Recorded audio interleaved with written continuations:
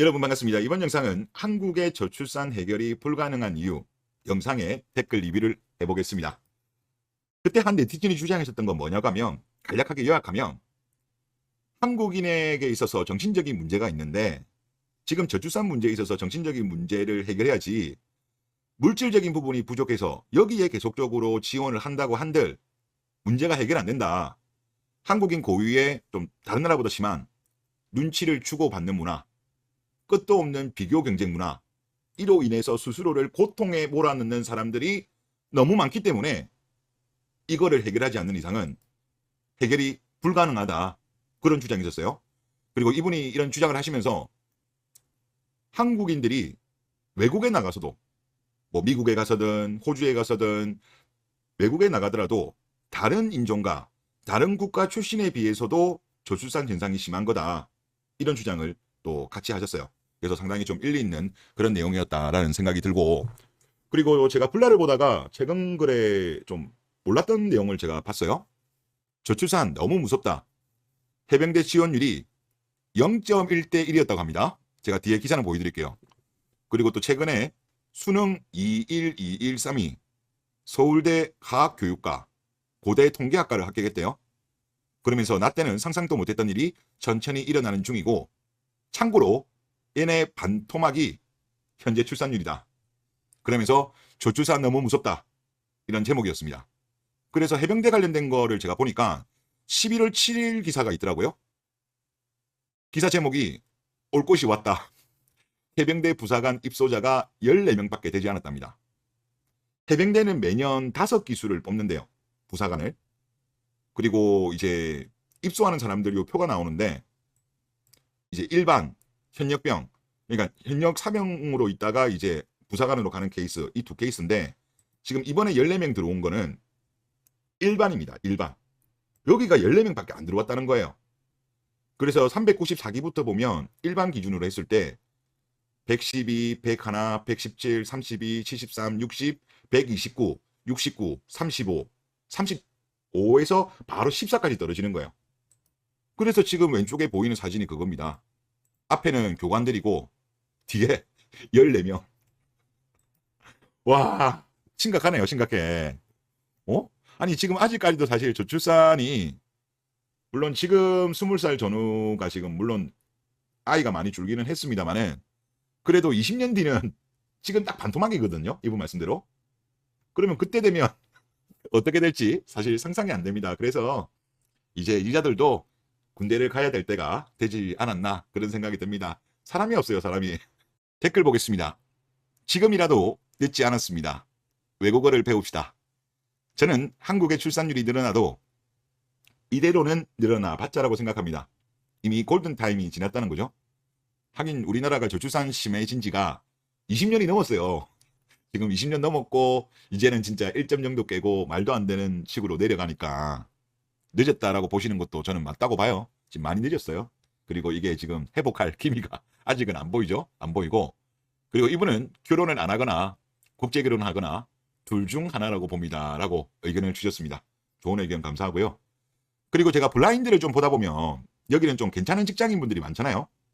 그런데 최근 저출산 관련해 가지고 글들을 보면 이제 이민 가야 한다는 이야기를 좀 은근히 많이 하세요. 이제 본인은 좀 그래도 버틸 것 같은데 자녀들이 걱정이라는 이야기가 정말 많이 나오거든요. 아무래도 사회복지 비용이 엄청나게 늘어날 가능성이 높잖아요. 그래서 그런 이야기가 정말 많이 나오는데 글 하나 보시죠. 어제 올라온 글이네요. 난 저출산이 너무 무서움. 유유. 자녀 계획이 있는데도 저출산의 미래가 걱정이 되어서 고민될 수준이야. 몇 년째 문제라면서 이렇다 싶은 정책이나 변화도 없는 것 같고 뭔가 전체적으로 아니란 느낌이고, 몇몇 사람들은 이민 가면 돼 이러지만 솔직히 말이나 쉽지. 그리고 나라 망하면 이민이 무슨 소용이야 라는 글이었습니다.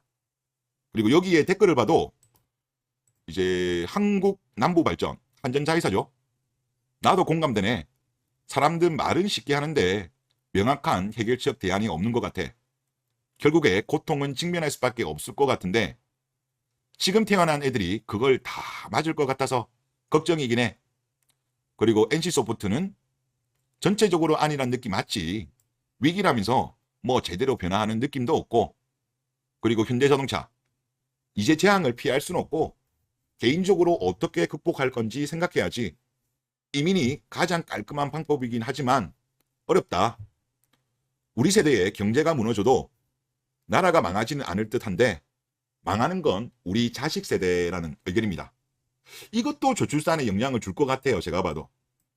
그러니까 본인들은 좋은 직업을 가졌다고 한들 나중에 자식들이 나중에 이제 커 나가고 사회의 청년이 되었을 때 그때 부담해야 될 어마무시한 사회복지 비용, 이거 정말 감당하기 만만치 않을 거거든요.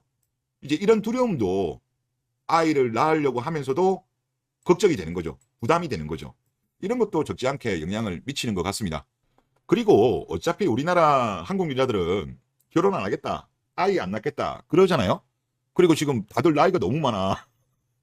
나이도 너무 많다 보니까 건강하지 않은 아이를 낳을 가능성이 높아요. 그래서 지금 국제결혼을 장려해야 되는데 최근에 제가 댓글을 좀 보다 보니까 국제결혼과 관련되어서 좀 까다로워졌다는 글들이 좀 보이더라고요. 또 정확한 내용은 모르겠는데 그런 식으로 가면 안 돼요. 다소 약간 문제가 발생하더라도 규제를 풀어야 돼요. 규제를. 지금 우리가 이것저것 따질 때요, 국제결혼에 대해서 관심을 많이 가지고 지금 추진하고 있는 한국 남자들이 보다 수월하게 할 수 있도록 제도적으로 완화를 해야죠.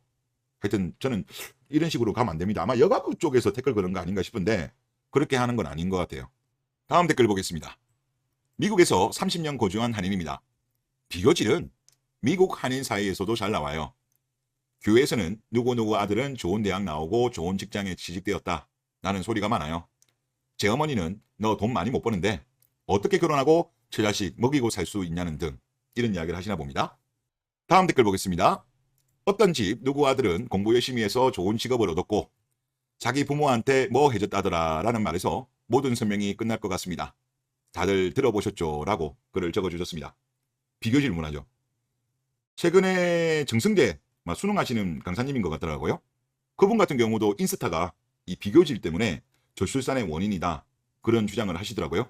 저도 이게 큰 영향을 미친 거라고 봅니다. 그런데 이 대부분의 대한민국 분들이 특히 어머니 세대로 올라가면 올라갈수록 이렇게 남들과 비교하는 거가 잘못되었다, 잘못된 문화다라는 인식이 없어요. 그나마 최근 들어서 이런 거에 대한 비판이 좀 많이 나오다 보니까 이런 거 나쁘구나는 게 조금은 늘어나긴 했지만 아직까지 대한민국 사회 전체적으로는 그게 인식이 많이 확산이 안 된 것 같습니다. 그래서 이런 문화가 나쁜 문화다, 이런 사회적 인식이 확산되어야 되지 않겠는가 그런 생각이 들고, 그리고 통상적으로 보면 국가의 어떤 국민들의 소득이 일정 정도 증가하면 탈물질주의 현상이 나타나요. 그러면서 심적 여유를 가지게 되는데 유일하게 예외인 국가가 대한민국입니다. 매년 5년마다 세계 가치관 조사를 하는데요. 지금 우리나라 같은 경우는 전혀 그렇게 안 나옵니다. 장덕진 서울대 사회학과 교수가 예전에 언론하고 인터뷰한 내용을 보면 이 자료를 바탕으로 인터뷰한 거거든요. 세계 가치관 조사. 여기서 이제 이런 말씀을 하십니다. 미국, 일본 등 다른 선진국들은 45% 수준인데 한국은 14% 수준에 그쳤다. 탈물질주의자 비율이요. 너무 낮은 거죠. 대개 물질적 풍요는 심적 여유를 불러온다. 먹고 사는 문제를 떠나 조금 다른 것들을 찾으려고 하고 너그러워지게 마련이다. 그런데 한국 사람들은 이런 것이 없이 오히려 더 강박해지는 쪽을 택했다는 의미다. 그리고 이 원인을 불안으로 들었습니다. 이 교수님은. 그리고 어떻게 보면 너무나 물질적 성장을 하고 싶어 애써 노력하고 대성공을 거두었으나 탈물질주의 가치관으로 옮겨가지 못해 오히려 성장을 못하고 있는 상황이다라는 이야기를 했습니다. 그래서 우리나라가 이 물질주의, 남자들도 있죠. 근데 특히 심한 게 누구냐? 여자. 남자들도 있죠. 근데 여자들은 너무 심해요. 그러니까 특히 여러분도 아시겠지만은 아버지들이 뭐 누구 집 아들은 뭐 어땠는데 니는 왜 그러냐 이런 말 별로 안 하잖아요. 근데 이런 말을 주로 누가 해요? 어머니들이 해요. 어머니들이 그런 이야기를 하고 그 어머니한테 배운 딸들이 똑같이 하는 거예요. 보고 배웠으니까. 그러니까 누구 남편은 이번에 뭐 백을 뭐 사줬느니, 뭐 누구 남편은 연봉이 얼마느니, 그게 이어져 온 거예요. 그래서 이 문제가 단순하게 2030 여자만의 문제가 아니라 어머니들도 잘못한 거예요. 그리고 이런 거에 대해서 인식이 부족해요. 잘못했다는. 그래서 이런 거에 대해서는 그런 비교질 문화를 하면 안 된다. 라는 그런 비판의 목소리가 늘어나야 돼요. 천박하다. 우리가 이 정도 산 거는 우리나라 잘 사는 나라입니다. 절대적 빈곤은 완전히 벗어났죠. 지금 문제되는 거는 사실상 상대적 빈곤인데 이 상대적 빈곤을 느끼는 게 비교질 문화 때문에. 그러니까 일이 되는 거예요. 그래서 하여튼 이런 부분에 대해서 이제 우리가 그런 비교질하는 거 있으면 하지 말아야 된다. 이런 어떤 캠페인 같은 게 좀 필요하지 않겠냐. 그런 생각이 듭니다. 네, 이번 영상 여기서 마치겠습니다.